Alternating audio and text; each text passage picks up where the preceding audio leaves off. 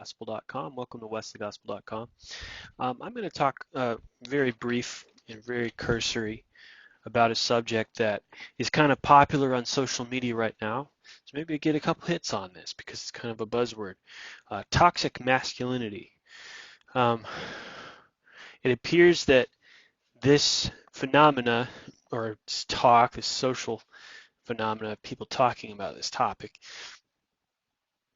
started coming up during the presidency of Donald Trump. I wonder why. Um, and people started talking about this. It started to become an issue of public discourse and still is.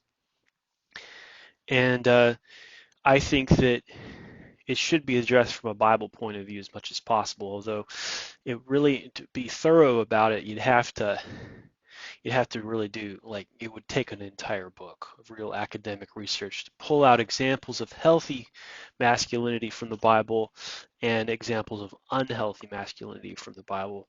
But just off of natural references, I'm going to go with that. And so, Biblical Masculinity, probably the best book that I'm aware of that has been done on this subject, is by Wayne Grudem and John Piper. They put a book out called Something Biblical Manhood and Womanhood. Okay, and so it was about, you know, complementarian theology and the relationship between Adam and Eve, and how that set the precedent for relationships between husband and wife and so forth. And some of this comes into play when it with ministry and with pastors and female preachers and stuff like this. So it's a complicated. The issue of women in ministry sometimes gets involved in these discussions as well.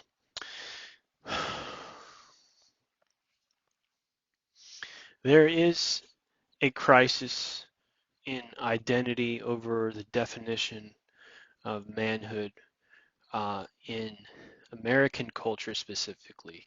I can't speak of other cultures because it's not something that I have experience with. But I can tell you that in American culture, there's some really screwed up, jacked up concepts about manhood, about what it means to be a man. And I think as a result of that being a problem, we've allowed the homosexual movement to kind of take over and provide all these confusing responses. Wow, look at that light. Uh,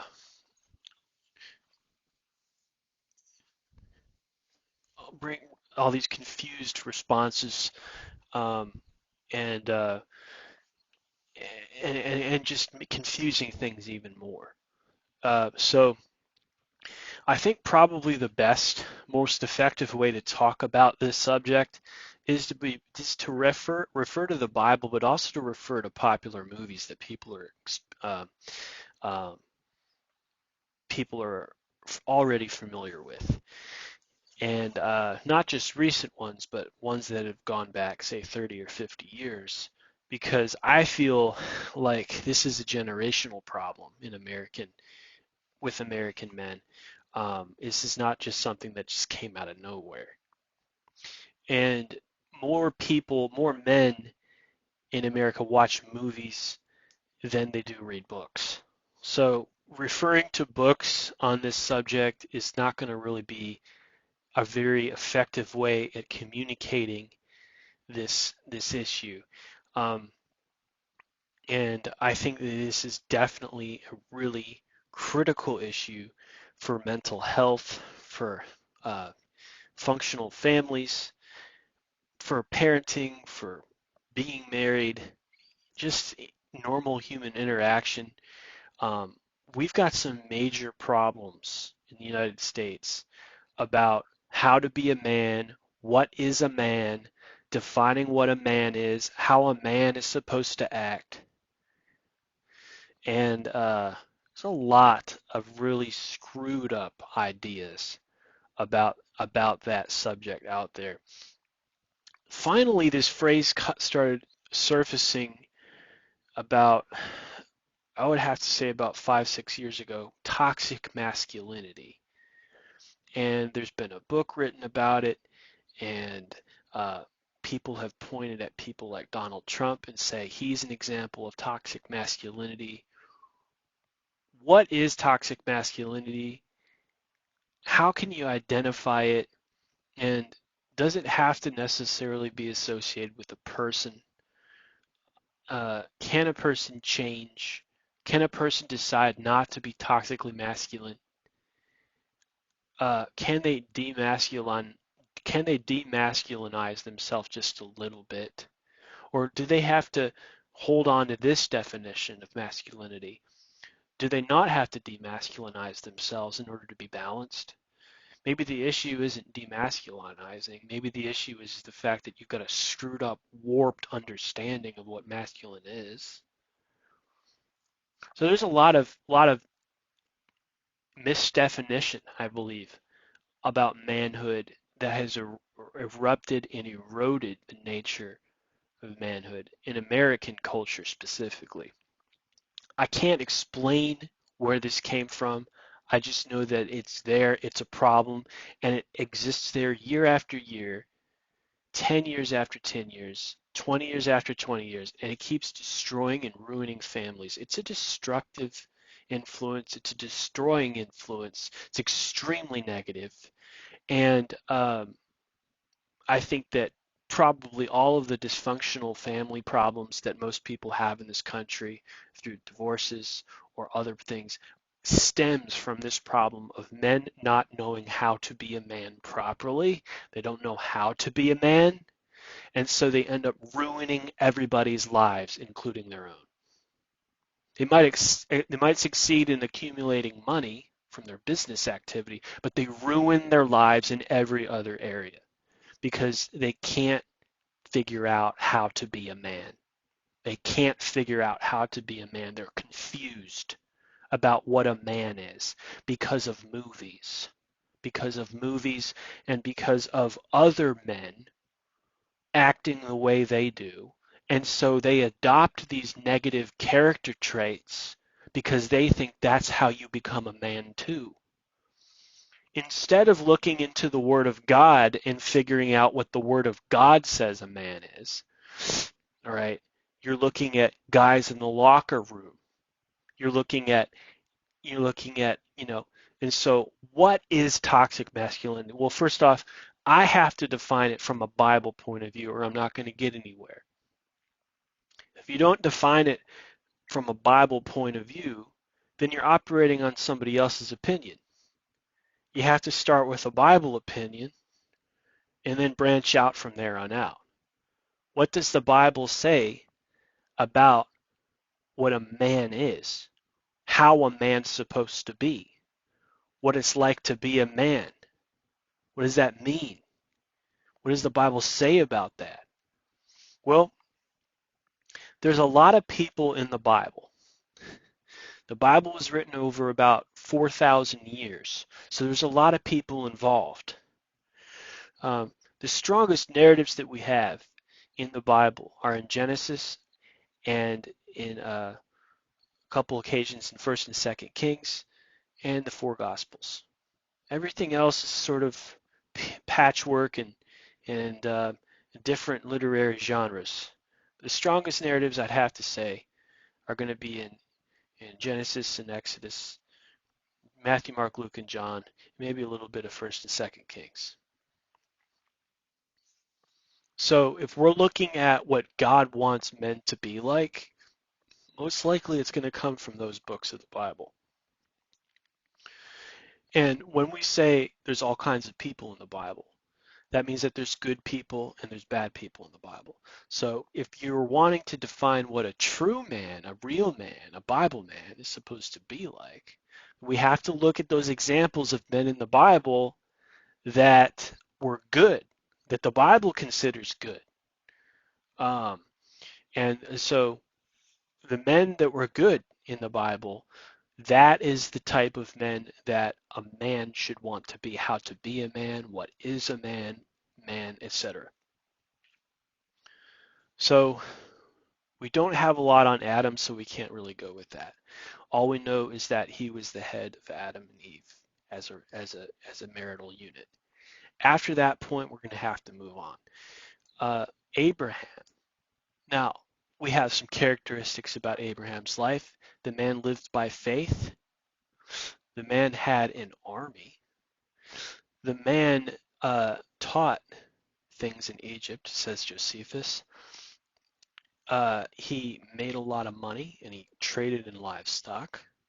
He had faith and he had a big family, and that's all we know about him.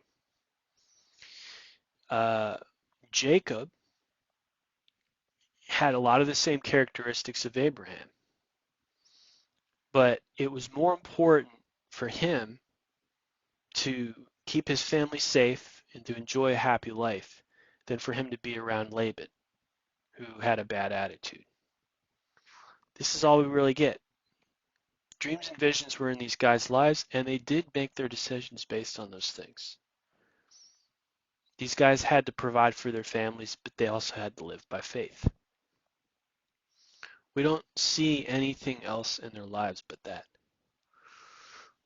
When we look at 1st and 2nd Kings, we see some examples of kings like David, who was a king, and a lot of people can't really relate to that because you're not a king. The average man is not a king, but he had a very large family, and he did some very selfish things, and he interacted with men of God to try to keep himself right, to be a man after God's own heart, even though he made some really big mistakes in his life. And when we look at the prophets, the Old Testament prophets like Elijah and Elisha, these guys were not family men, so it might be hard for an average man to relate to them. But some character traits that were good, that made them good, is that they had courage and they had bravery and they stood up to people who were following false religions. That's a manly characteristic to be able to be brave and to stand up to something that's wrong, oppressive.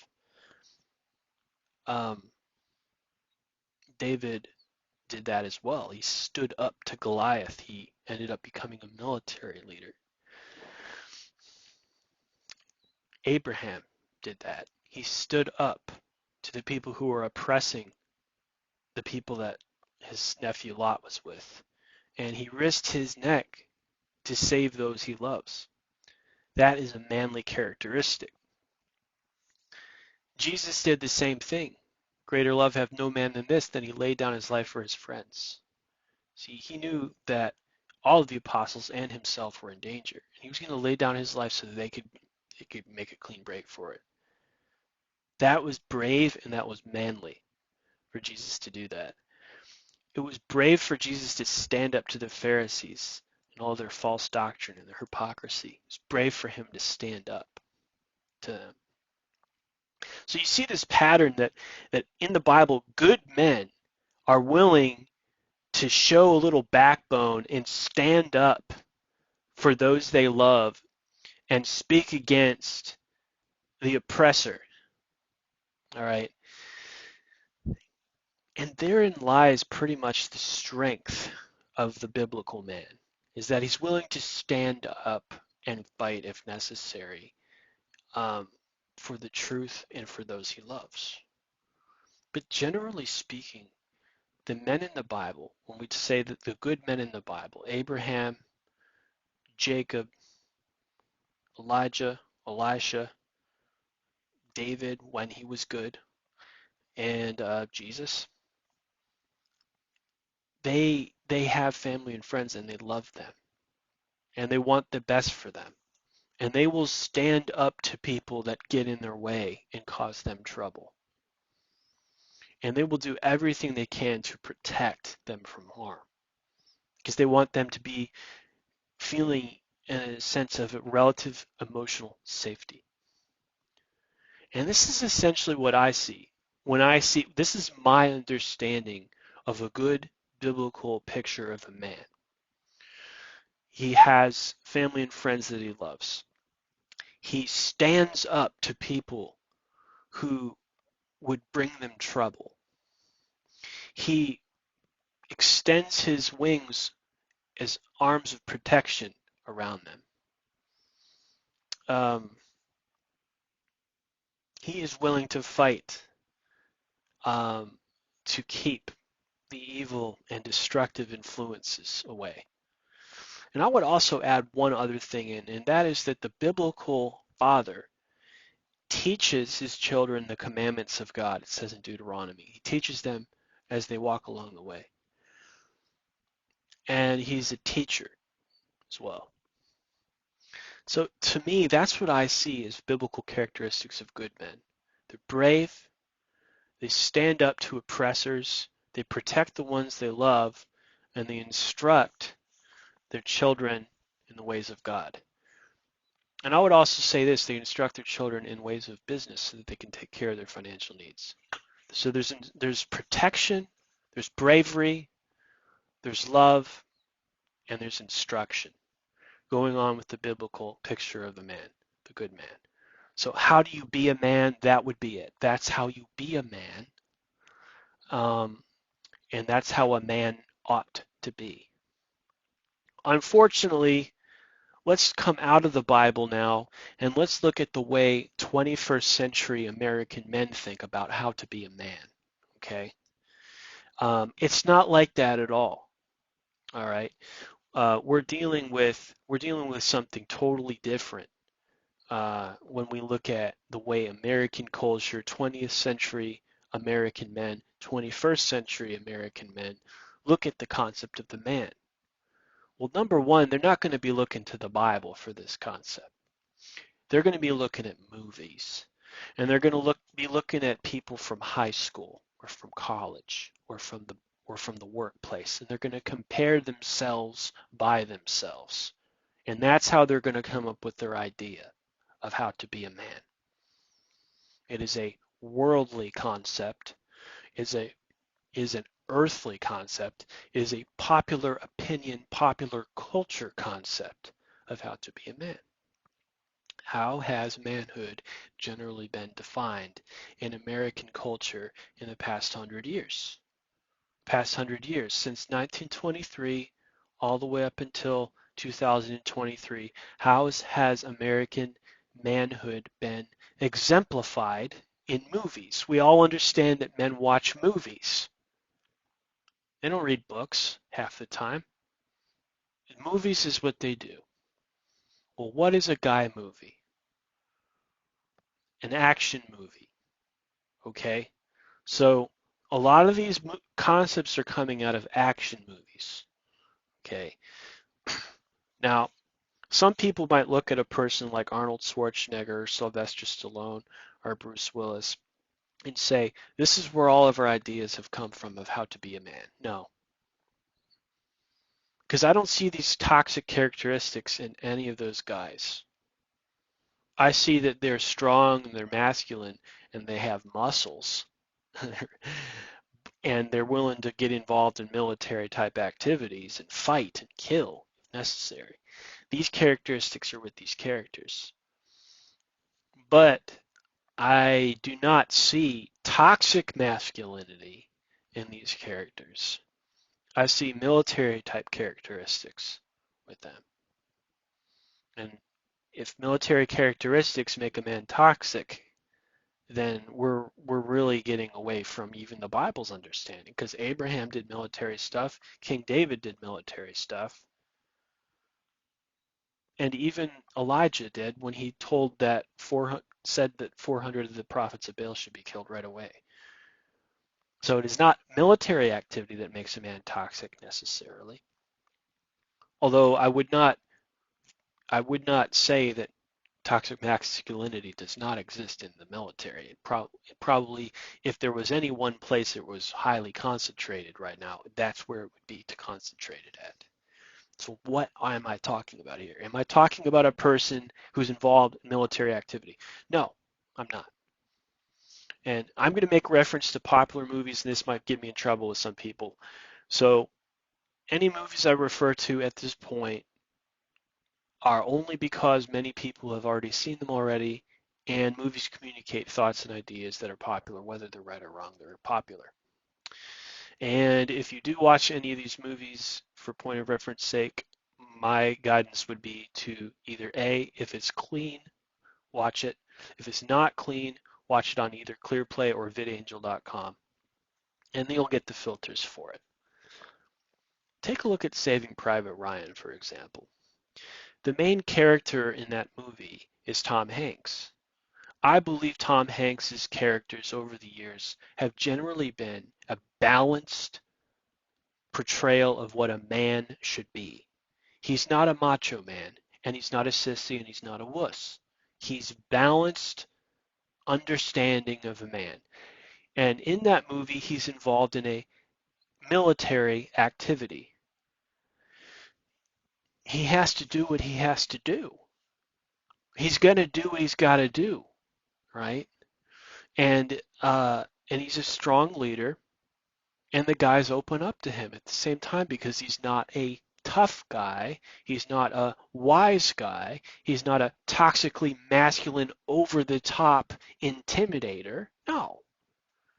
He's a reasonable guy, and you can have conversations with him, and you can joke around with him, and you can be vulnerable around him, but he's still going to do what he needs to do when it comes time to being strong in combat. That's a balanced view of a man. The same could be said of Kevin Costner's movies. Kevin Costner had a balanced character that he had about being a man. Say the movie The Untouchables or Robin Hood or Field of Dreams. That is a balanced picture of me. He's not a sissy, he's not a wuss, and he's not a super hardcore, intimidating, I'm going to rip your head off macho man. He's balanced. He's a normal man. He's reasonable. He's funny. He's humorous. You can open up to him. You can have conversations with him. He's a man. He's strong, but he's a man, and he lives by faith. Another huge, for the longest period of time, Jimmy Stewart was the picture of the American man. What every man ought to be would be like Jimmy Stewart. It's a Wonderful Life, and he was in tons of movies because he was the man. He was what American men aspired to be. He's not a sissy, he's not a wuss, he's not a super high testosterone man. He's in the middle. He's balanced. He's a balanced man. And, women are attracted to that. He was the leading man in many romance movies. Women are attracted to that. Tom Hanks was the leading man in several romance movies, and the same could be said of a few of Kevin Costner's movies. If a man is chosen to be a leading man in a romance movie, it is usually because he's a man. He is a gentleman. He's not a macho man. He's not a tough guy. He's a gentleman. Okay? And a gentleman is not a sissy or a wuss. He's strong enough to be brave to protect those that he loves. But also at the same time, it's not like he's going to not be vulnerable at times. He has the full spectrum of human emotions at his disposal. He doesn't say, I'm going to cut this part of my psychology off because I won't need it anymore. All right. So what kind of unhealthy models are we dealing with today? Through popular media, through movies. Donald Trump is an absolute example of a toxically masculine, macho man, bully. And this is why people are talking about this topic now. Okay? Notice where he comes from. He comes from New York City. He comes from mafia culture. Okay? The same could be said of Scarface. All right? New York City, mafia culture. Look at the movie Copland. All right? It's not the humble Sylvester Stallone who's the macho man. It's Harvey Keitel. And at times it's Robert De Niro who's the macho man in that movie. The tough guy, the wise guy. Joe Pesci in Goodfellas. Again, New York City gangster culture. Is gangland too tough for you? I'm tougher than the toughest of the tough type attitude, right? We're not talking about Arnold Schwarzenegger, and we're not talking about uh, Sylvester Stallone and guys who are muscular and strong, but who have a vulnerability. We're talking about, usually, we're talking about the toughest of the tough from New York. Joe Rogan. He's this new person who's all built up on muscle and shaved his bald head. What is this? What are we looking at here? We're looking at a manifestation of toxic masculinity, right? Bullying, martial arts, muscles all over the place, absolutely no sex appeal, no vulnerability, no no reasonableness, just insults coming out all the time. That is toxic masculinity. It's an outpouring of abuse and an insults and I'm too tough because I'm toughest of the tough. So tough that if you were to touch my face, you would literally feel a tire. Like I'm like rubber. I'm like my skin is so thick that it is the rubber off of a semi truck tire. I am so tough. I'm the toughest of the tough. I'm like the Michelin man. I'm so tough.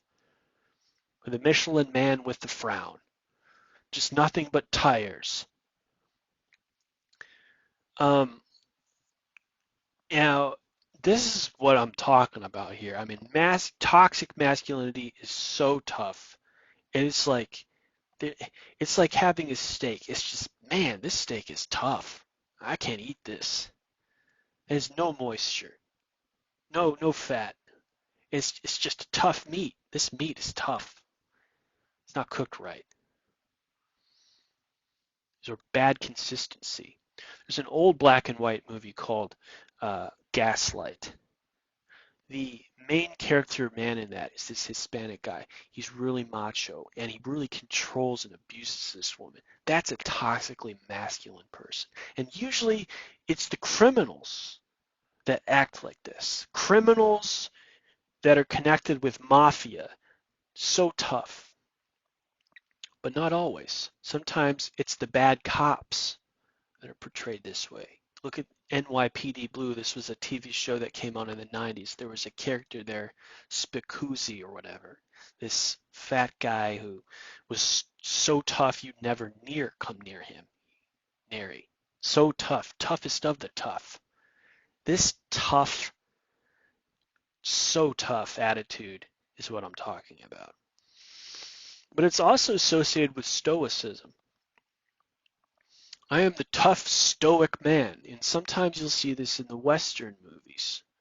The Western movies, sometimes True Grit, John Wayne, this Western, so tough to be tough that he has to be stoic. There's a stoicism. Uh, Strong men, real men don't ever cry. This idea of the real man never ever cries under any circumstances. You can't cry. You can't feel sad for anything because that makes you weak and therefore not a man. This idea does not come from the Word of God, obviously, because the Son of God cried. It says that Jesus wept. It's the shortest Bible verse in the Bible. Jesus wept because his friend was dead. So if he's the judge of all the earth, I think that he was experiencing the proper spectrum of emotional experience for a man. There's this idea in American culture, though, that real men, are not supposed to cry. They're supposed to be stoic, emotionless. I don't know where this came from. It might have come from the pioneer days when people were migrating from the East Coast to the West Coast and they had no technology and they had to rough it. And so because had to rough it, they they became rough and tough. Stoic, you had to literally detach yourself from all human emotion just to get through another day. And probably this was reinforced by the Great Depression as well.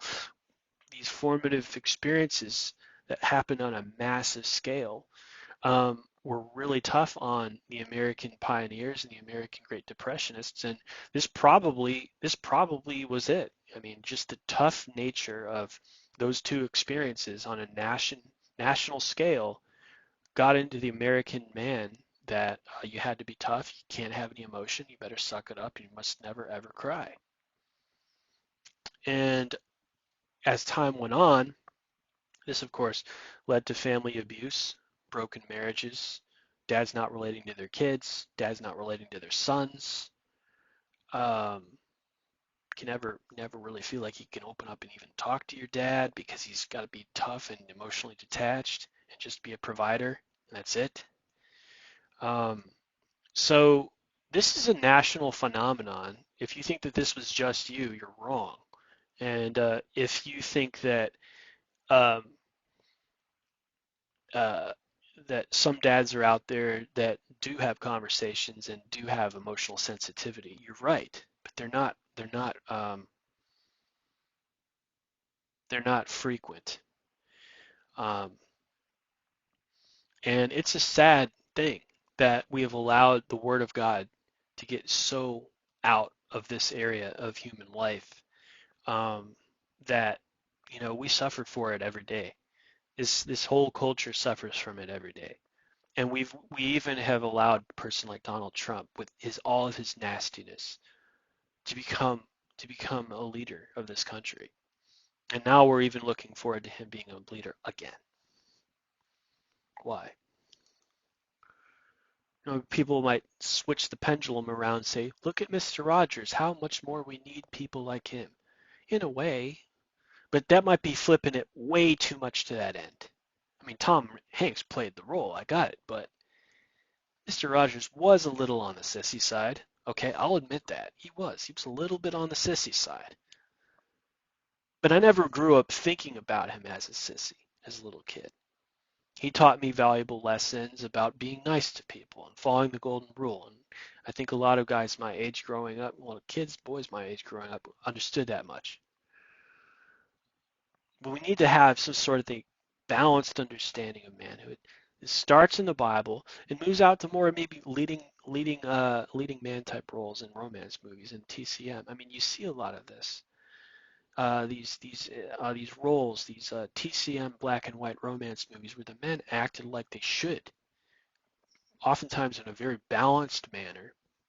They protect the ones they love, and they laugh, they cry when they need to, and I mean, but they're not sissies.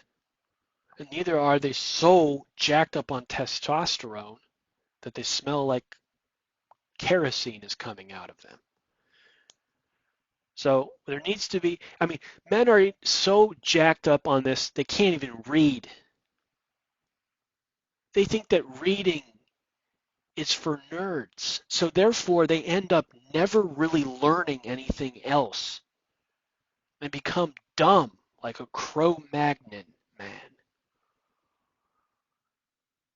There's so much lack of true psychological development of the human male in America. Frats encourage toxic masculinity. Sports encourage toxic masculinity, with the exception, I would say, of basketball and baseball, mainly football. And just it's just too much. It's too much testosterone. There's no balance, and men have no idea where to go. They can't talk. They can't talk to their women. They lose their women. They can't talk to them. There's no development of their character. They're not saying they think they've got it all together and they can't talk to other guys. They can't talk to them. The only men, in my opinion, who have a balanced view of manhood are Democrats. Usually it's Democrat men that understand. They understand this, unless you're Jimmy Stewart. And that was from a different time period. But Tom Hanks is a Democrat. Barack Obama is a Democrat. Kevin Costner is a Democrat. It's always Joe Biden's a Democrat. You don't have to believe, I'm not saying you have to agree with everything Democrats believe in, but one thing they got right is how to be a man. They know what a gentleman is. But it seems that a lot of these people in the Republican crowd, they've gotten into the hypermasculinity with Donald Trump. And they've completely lost their moorings on how to be a man. It's sickening, and it shouldn't be that way. God bless you out there. This is wesleygospel.com.